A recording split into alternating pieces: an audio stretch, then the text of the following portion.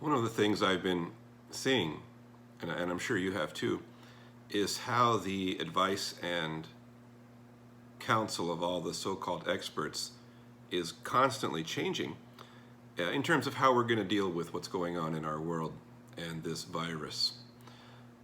And if you would go back, and I haven't actually done this, but I'm just relying on memory.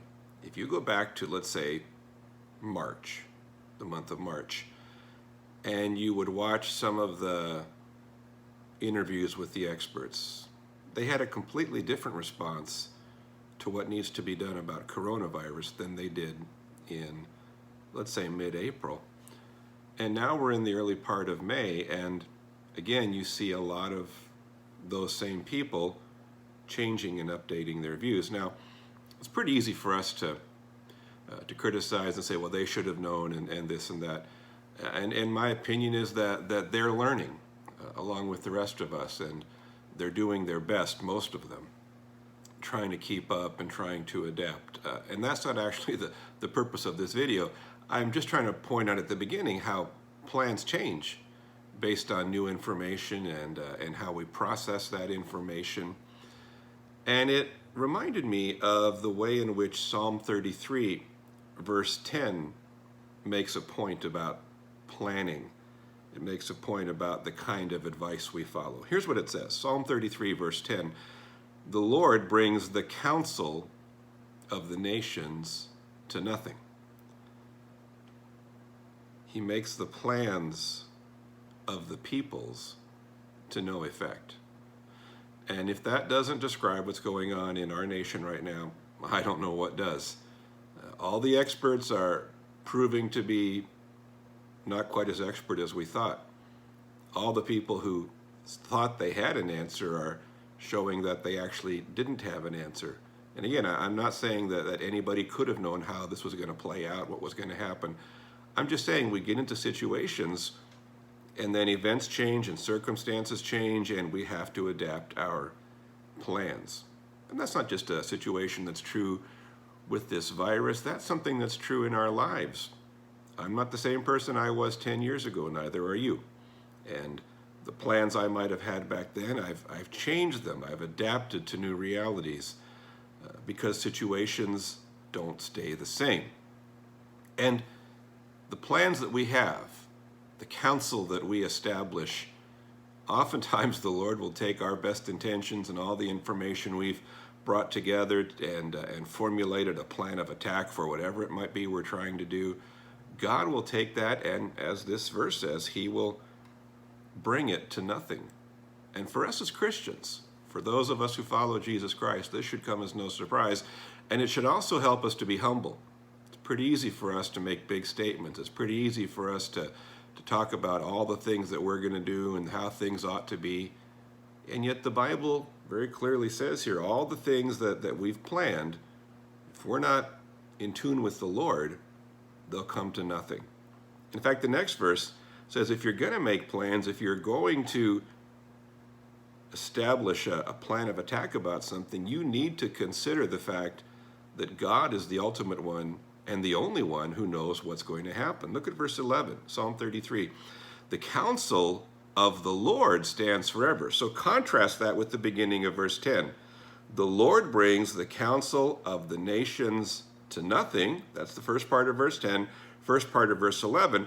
"But the counsel of the Lord stands forever." God knows what's going to happen. God has perfect understanding of the unfolding of the history of the world even before it happens. In the second part of verse 10, "He makes the plans of the peoples to no effect." But verse 11, "the plans of His heart to all generations." And so again, we come up with our ideas and we think we know what ought to be done. But the truth is, what we need to do is trust God, put our faith in God. It's so easy for me to try to appoint myself as a big expert about everything. I'll stand there with you and make all kinds of big statements about what I know and what I think ought to happen. But the truth is, I don't know. I'm not an expert.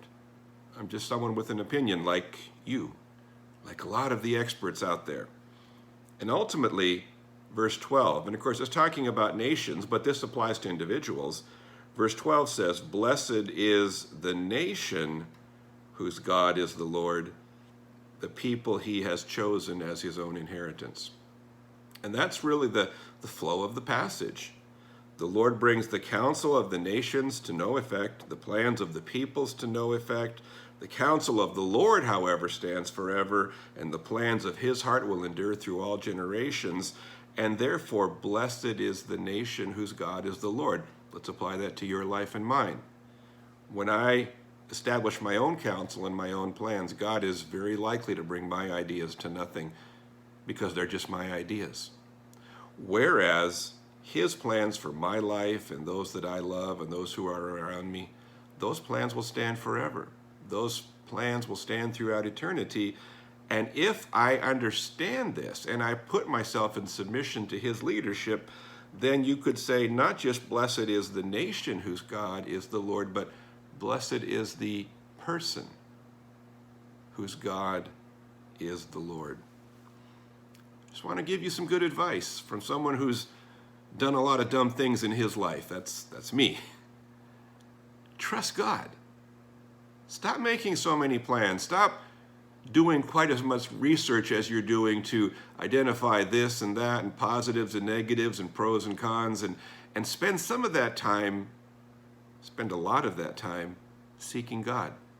Asking God to take more and more control of your thinking, asking God to take more and more control of your behavior, and choosing to subject yourself to his leadership. The truth is, God will never lead you astray. You'll lead yourself astray, and I'm living proof of that. I've made a lot of dumb choices in my life based on ideas that I thought sounded good at the moment. But God's never let me down. God's never done anything to disappoint me. God's always worked for my best and for his glory to be manifested in my life. And so I want to just encourage you. I want to counsel you if I can. When it comes to making plans, it's not wrong to get out there and do some research, to see what's out there, to see what can be done.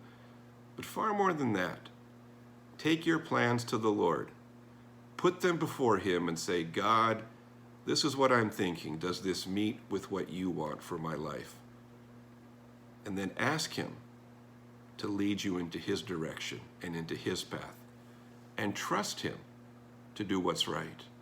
Because blessed is the nation and blessed is the individual whose God is the Lord.